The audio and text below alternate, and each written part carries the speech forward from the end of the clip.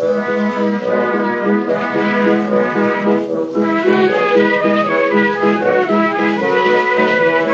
to Lawmen, a podcast about local legends and obscure curiosities from days of yore.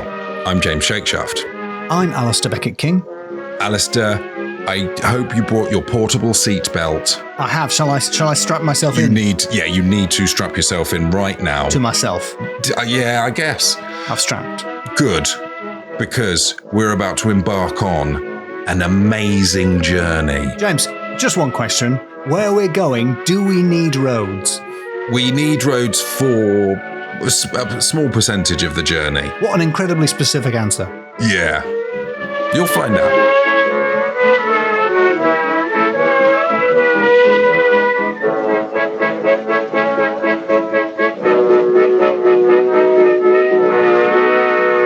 Alistair, are you ready to go on?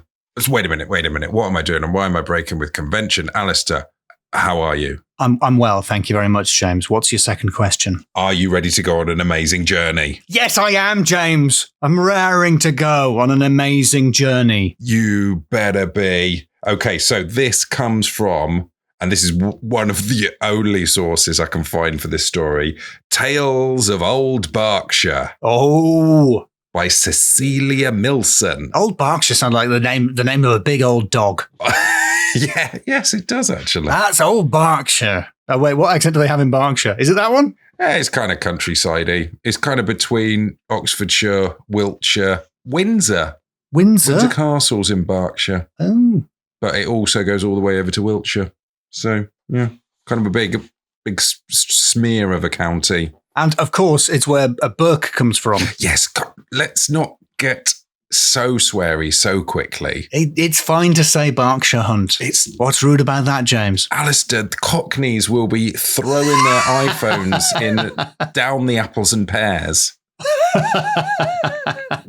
And that I've realised is, but they'll be tearing out their hair. They will have to wear a syrup because that's the only other bit of Cockney rhyme and slang I can remember right now. Plates? Does plates mean hands? No, plates. I don't know. China plates. That's your mates. Yeah, all right. Yes, but plates of meat. Old China. Of feet. Plates of meat, feet. I knew it was an appendage, James. Berkshire, Tales of Old, Cecilia Milson, and this chapter is called "The Amazing Journey of William Bush of Lambourne." Oh, Billy Bush. Oh, Billy Bush. Now, if you want to open your, when you say of Lambourne, do you mean that his father was a lamb? Oh no, that's the name of a village. Right. Yes, he is not. So that wasn't the amazing journey out of a lamb. No, that was not one of his amazing journeys. If you want to look at your little magic envelope that I sent to you via a popular messaging app. Oh, shall I rustle that open now? You could have, this is the image on the cover of the book. Rustle. Oh! Do you want to briefly describe it? Well, what I'm looking at here is some manner of sail ship or galleon. Mm-hmm. With three masts. Yes. And a flag that I don't recognise, but it isn't on the sea, James, is it? No. What's it doing? It's on sort of two ropes and it's going up the side of a church. Yeah, like a sort of ski lift. And this is the tale of Billy Bush of the village of Lambourne. Right, Alistair, I'm doing a filmic start. Boom. Smash cut. Yep, that's how you start a film. It's the morning of Monday, the 20th of July, 1607. Yep, yes. Yeah, got it. You happy with that? Just in the Lawman Extended Universe, another William is in Japan at the moment, making friends with the Shogun and stuff. Oh, what other stuff's going on? Right now, probably, I'm not sure exactly the dates, but young Ollie Crumbs is probably beating up young King Charles, who was a prince at that time. Yeah, because they were friends like Professor Xavier and Magneto, right? Well, they bumped into each other once, apparently. Really? Yeah, we covered it on the old Ollie Crumbs head episode, I think. I should listen to this podcast. It's very informative. Oh, yeah, there's loads going on. But yeah, so we're back then in them days. It's Monday, the 20th of July, the morning, 1607. And we are near the village of Lambourne. Well, we're on the outskirts at William Essex's garden. Now, I'm pretty sure this is Sir William Sir William Essex, the first baronet, who lived 1575 to 1645. He was the MP for Arundel, which I think is in Lord of the Rings.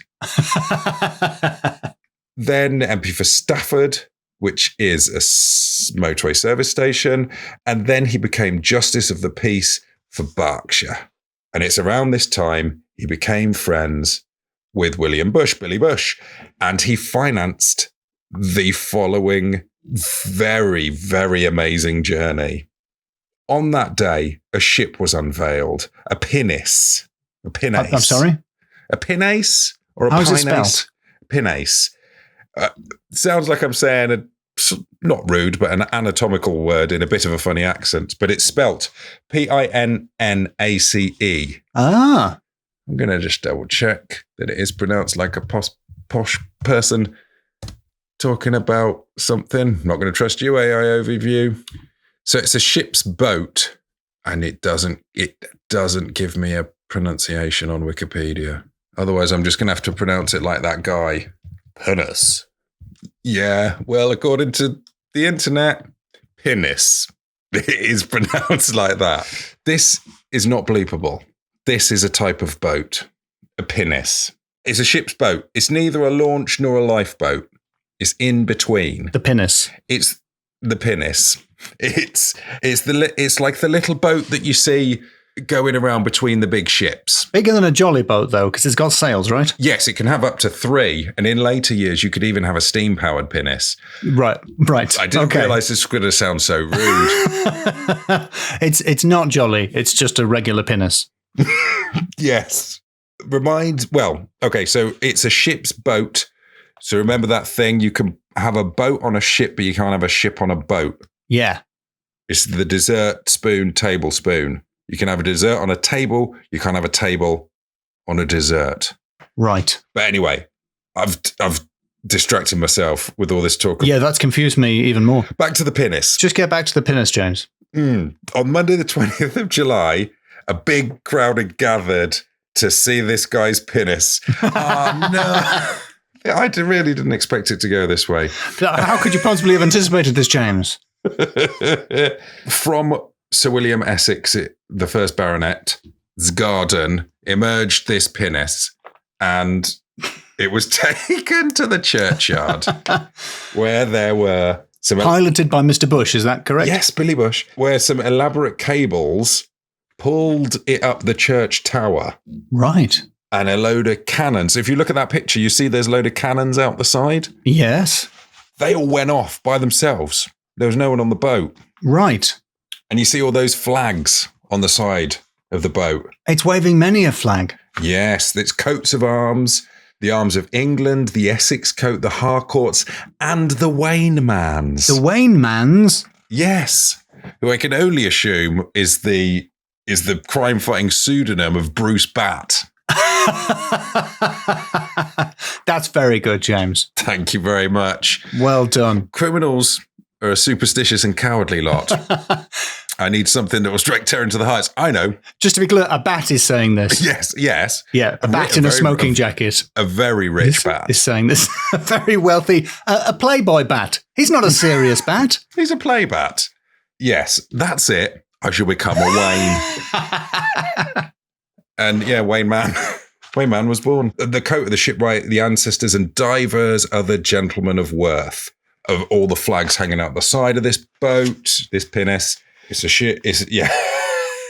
And the guns went off remotely, and it got late. A lot of people had gathered. More people than Billy Bush had anticipated had gathered. So they had to take the boat back to William Essex's garden because they couldn't do the launch that day. The start of the amazing journey. Sorry, you're telling me that the ship being heaved to the top of the church tower, that wasn't the journey? No, it's a boat, Alistair. It's a pinnace. I'm sorry. It's a pinnace. Excuse me. That wasn't quite the start of the journey. I had to read this chapter a few times because it is quite confusing. Because on Tuesday the 21st, an even bigger crowd has shown up, and they took the pinnace back to the churchyard and they pulled it up about 40 feet in the air. Mm-hmm. The inventor had a little look around and checked all the underside of it, checked it was all good, brought it back down again. He got on it and they hauled the pinnace all the way back up to the top of the tower. So the first 2 pinnace haulings were just a practice. Yeah, they were just kind of showing off. And then they get, just a dry run. Yes. As the pinnace was brought to the top of the tower. Yes, James. They realised the tower was covered in people. There were loads of people who wanted to catch a glimpse of the pinnace. Yep. And they'd climbed all up the side of the tower, and it was too much weight. You naughty pinnace peepers, get down from there. They just wanted to have a little look at his pinnace. Well, you can see it from the ground. Now, I'll say first of all, no one was hurt, but bits of the tower started to fall off the church. 2 of the little pinnacles, the nice bits on the corners of a tower, 2 of them fell off to the ground. They didn't hurt anyone, fortunately. No one was hurt. And everyone sort of calmed down. And the boat was pulled right up to the top of the pinnace was pulled right up to the top of the tower. William Bush saluted, and the boat was let down to the ground. That is the first stage of the journey. The first stage? Well, I have no idea why any of this is happening. This is the kind of thing Richard Branson used to do. This is documented by Billy Bush's good friend Anthony Nixon in a pamphlet that uses that image as the cover. It is a journey by air, land, and sea, and that is air. Tick. He travelled through the air, certainly, but where is the journey from and to? I don't think you were listening, Alistair. It's from the top of the church tower. Oh, okay. And he's going to the customs house on Customs Quay. So it's going from the top of this church tower in Berkshire to the Thames in London. Yes. Right. That is the air segment of the journey ticked off. Now we got the start of the land segment. And now the boat was powered by 2 big wheels at the back and 1 smaller wheel at the front, which was for steering. And also, Anthony Nixon mentions a mystery 4th wheel. Now, Nixon doesn't go into the mechanical specifics and is the only written source. So all we know is that now Billy Bush wheeled his pinnace up and down the churchyard for everyone to see. And I really feel I'm undermining this quite big feat of mechanics. Oh, he had big feet as well, did he? I mean, it was a 3-mast pinnace, but he decided there were too many people for him to continue his journey, and he went back to Billy Essex's. And then on Wednesday, the 22nd, at 4 p.m., he was all ready to set off. I'm not sure why the large crowds prevent him from doing any of the things he's trying to do. He complains about them quite a lot. Later on in the journey, he complained that there were so many people around, he couldn't breathe. It's like, you're on a boat, mate. They're not on. Yeah. Anyway, so at 4 p.m. the next day, he's all ready and he sets off for up Lambourne. And by 7 p.m., he got there and he had travelled a quarter of a mile. It took him all day to go a quarter of a mile. It took him 3 hours. 3 hours because he didn't set off till 4. You should have set off earlier. And then... So is that because of the traffic, do you think? Maybe he was just tired because it says on Thursday the 23rd, he rested. Okay, all right. On Friday the 24th, he set off again in the afternoon and he went up one hill quite slowly, unsurprisingly. What's pushing this? What's propelling it forwards? We don't know because, as I say, it's not a steam-powered pinnace. No, it's not a steam pinnace. So is he sort of... Is it the sails? Is it the wind? It's something to do with the wheels. Is all that we know. Anthony Nixon doesn't go into it. All right. If only we knew what that 4th wheel did. All it says is wheels and divers other engines. Right. Yeah. So several engines. But what engines. Yeah. Engines. And so he set off again, went slowly up the top of the hill and very fast down the other side of the hill. Started up a second hill. That was pretty tough, but he managed to get to the top and then he left the boat there and went home for a night's rest. So he started this on Monday and it's Friday and he's near enough to his house that he can pop home for a nap. So far, the journey is amazing. Saturday, the 25th, he set off again and he got as far as Sir Edmund Fetterplace's lodge. Sunday the 26th, he probably chilled, Craig David style. Mm-hmm. Monday the 27th, he did 5 miles. Tuesday the 28th, his progress was disappointing. Something broke and he only did 1 mile that day. Right, because 5 miles, I mean, you could walk that in about an hour? Maybe 2. An hour and a bit, maybe 2 hours? Yeah, depends on the size of the pinnace. It's very, very, very slow-moving pinnace. It is. On Wednesday the 29th, he travelled a further 5 miles to Aldworth. And on Thursday the 30th, he got to Streatley and the Thames. So that's the ground part. Tick. Okay. All right. I was going to say we're going to be flying. We're going to be moving a bit faster when we get the pinnace onto the water. Brilliant. He's got the pinnace to the water. He gets into the water, but a gang of bargemen attack him. No, not bargemen. Yes, they beat him up. Well, technically, they beat up his 2 members of crew. They leave him unharmed. Why do they beat him up? I mean, I can sort of guess, but why, James? Why do you think they beat him up? It doesn't say, but they did not like this guy. They did not like him flashing his pinnace around. It's just vibes. They apparently poked holes in his boat with their sort of barge poles. They literally would touch it with a barge pole. They touched him with a barge pole. Oh. They smashed his boat up. They thought they'd scuttled it and they left it. And him and his crew went off to their lodgings and they came back. They managed to mend the craft. It took them 2 days. Little did those bargemen know how badly constructed this was in the first place, that it can be repaired. He repaired it in 2 days, which sounds like that's really quick. Not enough time. August the 3rd, he's back in the water. And he hired a second boat with a bunch of musicians on it to sail alongside him just for vibes. Yeah, because they didn't have Walkmans in those days. True. And he continued his voyage. On August the 4th, they reached Caversham Lock in Reading, where there was 2,000 plus onlookers.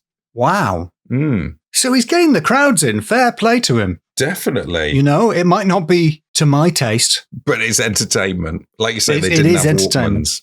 And then he carries on into London. Over the particularly windy bits of river, he could cut the corners by going over land. But given his previous experience and previous speed, I don't think he was saving that much time.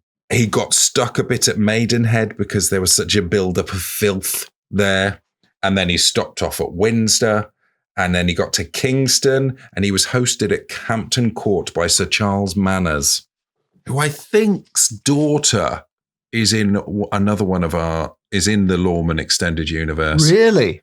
She was the spitting ghost because she was called Lady Manners. And I remember us thinking, oh, quite bad manners. Yeah, that wouldn't have escaped our notice. And then on August the 13th, under the cover of darkness, he arrives at Customs Quay, where he's greeted by the customer, which is the name of the person in charge, the controller, and the surveyor. Oh, yeah? And then they did a big ceremony on the 19th, and he got a certificate. Water, tick. The certificate is now lost. Don't look for it. William Essex, who sponsored the event, do you remember Billy Essex? He was the Justice of the Peace. Yes. He went on to fight in the Civil War on the parliamentary side. He did squander his inheritance. And do you know what, Alistair? I think we can see why that might have happened. A guy who makes financial decisions like this squanders his inheritance? And they did some restoration work on the tower of Lambourne Church in 1891. Why is that, James? Is that because someone heaved a boat up it? Well, they found that there was a crack nearly 3.5 inches wide through the whole thickness of the north wall. And the 2 northern pinnacles show signs of 17th century repairs. Oh. So that kind of backs up the story. It really did happen. There's only the one leaflet, and then there's like another sort of side mention in a different leaf that's like, you're doing that. In essence, it goes like, what, you're going to row a boat over a church? As though it was something very silly to do. It is quite silly to do, but it did happen. I think it's something that people would do. I think it's the kind of thing that would happen. People would get beards of bees. People try and break records. I mean, he got a certificate. He did get a certificate. Are you telling me that's not real? Well, it's lost, unfortunately. So we will never know. So yeah, that's the story of the amazing journey. Well, I am amazed. And I just don't know why it happened. I must admit, Alistair, that is in no way supernatural. So I did find another little bonus supernatural story from Tales of Old Berkshire. And it harks back to the Lamborn in a way. No man born of lamb. Just a very short one. In Bucklebury, there was a story that there was a ghostly procession where 4 men in white were carrying a white coffin, and it would keep everyone indoors because it was so scary. That is quite frightening. Well, one man dared to look out and see, and he was armed with a strong cudgel, and he lay in wait. And what he saw was 4 white-clad men. He did see that, and they were carrying a big sheep. They were sheep rustlers. Sorry, what? They were carrying a big sheep? Yeah, it wasn't a furry coffin. It was a big sheep. It wasn't a fur-upholstered coffin. It wasn't Liberace's coffin, you say? No, it wasn't. It was simply a sheep. It was a big sheep. So it was a big sheep. Is it just 4 men carrying a sheep? 4 men and a sheep, yeah. And that passed as a ghost in the olden days. Possible premise for a BBC sitcom. 4 men and a sheep. Yeah. Are you thinking of sort of a spiritual successor to Last of the Summer Wine? It's somewhere between Last of the Summer Wine and One Man and His Dog. But better, because it's 4 men and a big sheep. Maybe you have to sort of competitively round up retired men. Yeah, and ride a big sheep down a hill. And then ideally roll them down the hill in a pinnace. Yes, I mean, yes, we have to get a big pinnace involved. Yeah. Or a standard size. Whatever. So, Alistair, there you go. That's a little bit of tales that I got from... Another story with no supernatural to top up the supernatural quotient. There's just a couple of little tales of Old Berkshire. That's just sort of stuff that happens in Old Berkshire. I am a little disappointed because I was thinking it would be like is it The Incredible Journey? The film from the 50s, 60s? Oh, what, where they get shrunk down? I was hoping he would get shrunk down and injected into a big sheep? Yes. I think we all were, actually, now. Is it possible? But realistically... Is it possible to shrink a pinnace? Sorry, I couldn't finish the sentence. Pinnace. It really depends on the water temperature, I suppose. Yeah, I've made it be in a sheep. It's really, I don't like it anymore. Well, you've made a rod for your own back in this episode, James. I have a bit, actually. So, are you ready to score my pinnace? Yeah, but after we finish recording. Yeah, sure thing. Sure thing, boss. What is the first category? The first category, I'm just going to say supernatural now. Supernatural. Well, what have we got? 4 men, 4 shepherds. 4 shepherds. Did they come around with that sheep regularly? Was it a spooky event that 4 men would be carrying a white, quote unquote, coffin? Well, I think they would rustle one sheep at a time because I guess you got one on each leg. Yeah. When you pick it up and hoist it on your shoulders. Mm-hmm. And one of them said, "Oh, it looks like we've got a furry coffin." And the other one said, "Hold up, that gives me an idea of how we can get away with this scot-free by convincing a village that there's 4 ghosts with a furry coffin." Yeah, just wander into the pub, very nonchalant, order a pint, get some nuts, and they'll be like, you know what shaped coffins are? I've always thought they were more sort of sheep-shaped. Is it just me? Just something really relatable like that. And just subtly plant the idea that a sheep is the same as a coffin. Yeah, and then, boom, you've got it. You can rustle as many sheep as you want. One at a time. I think the fact that they achieved that is bordering on supernatural, but I think it's a 1. Yeah. But did you forget that there was a boat flying in the sky on some cables attached to a church? Of course, James. My first reaction to that was shock and horror. How can this be achieved? Is it witchcraft? But I have discovered that it was actually hoisted up there. It was cables. At great cost to the structure of the building. Yeah. It was cables and checks notes. Divers, other engines, science. What about the cannons all going off by themselves? Well, I imagine that was the work of the diverse other engines. Yeah, that was some of the other engines. Maybe that's what the fourth wheel does. We don't know what it does. Exactly. Okay, then. I'll take that one. My second category is naming. Do I need to remind you what the official term for the type of boat is that's Yeah, I've forgotten actually. What was it called, James? It's called a pinnace. A pinnace, of course, a pinnace. It was on the tip of my tongue. Yes, a great word, a new word to add to my vocabulary. Pinnace. If that isn't how it's pronounced. And the vocabulary of any kids who are listening. If that isn't how it's pronounced, then you got to blame the internet search I double-checked. I listened to Merriam-Webster, and she said, I checked with Merriam, and she said, pinnace, she said. I like it 'cause sometimes they've got like an American and then a British person who just says the whole thing much more flatly. They'll be like, pinnace, and then penis, pinnace.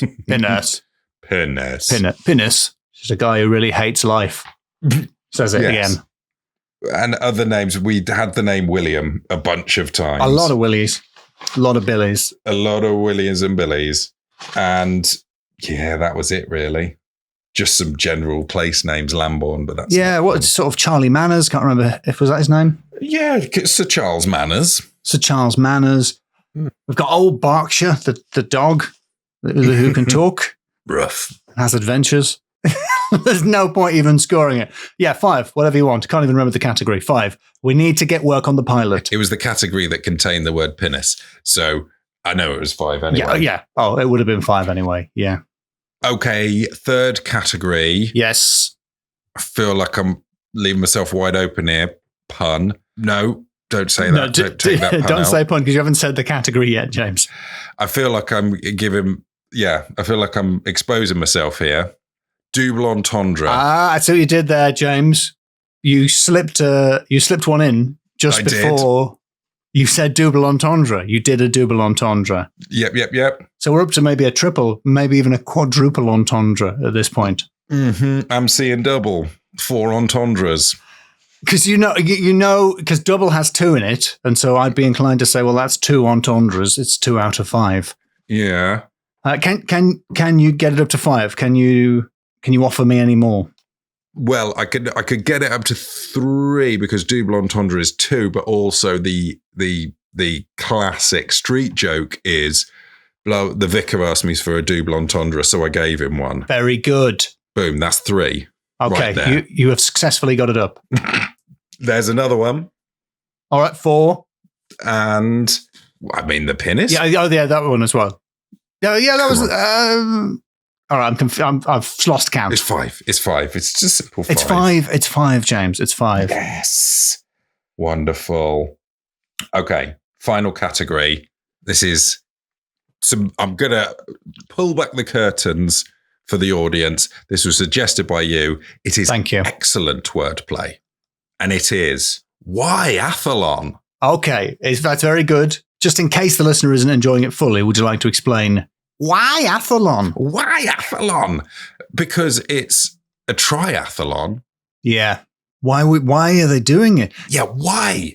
It's amazing. It is an amazing journey. And it's an amazing feat. And in 1607, some sort of... in 1607, one man travelled at significantly slower than walking speed from Buckinghamshire to London. In a boat on land.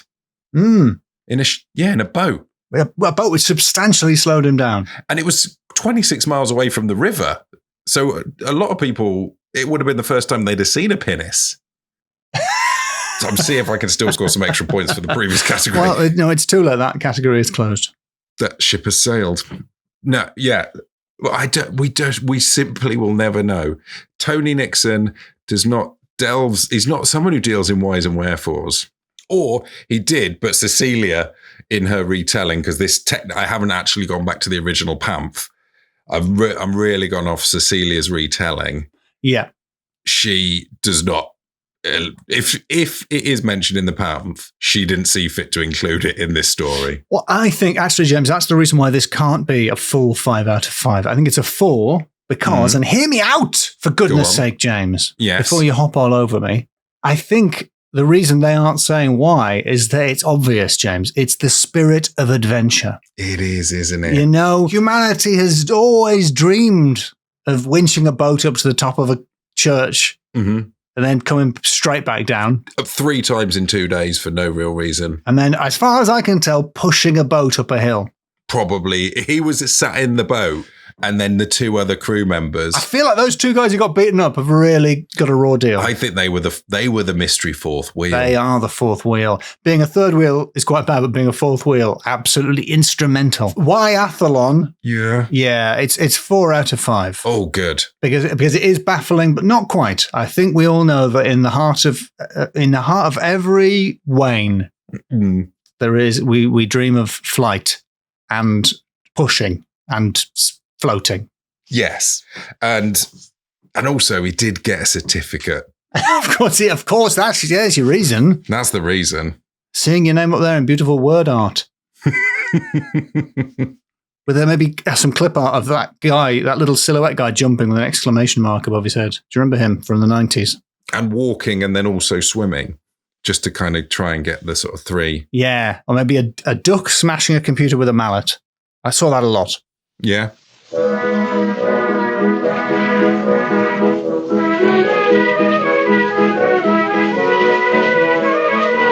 So they did need roads. So yeah, they did need roads for 26 miles of that 126 miles and the height of a church journey, something like 60 yards, they say, which is about 40 feet.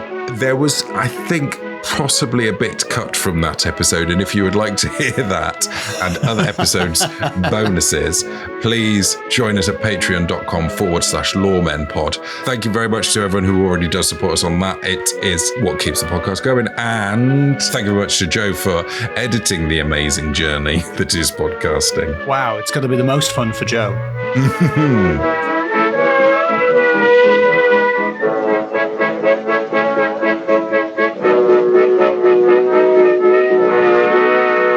Sorry, any Waynes listening. We're not really Sorry, having Waynes. a go. You get the Wayne you deserve.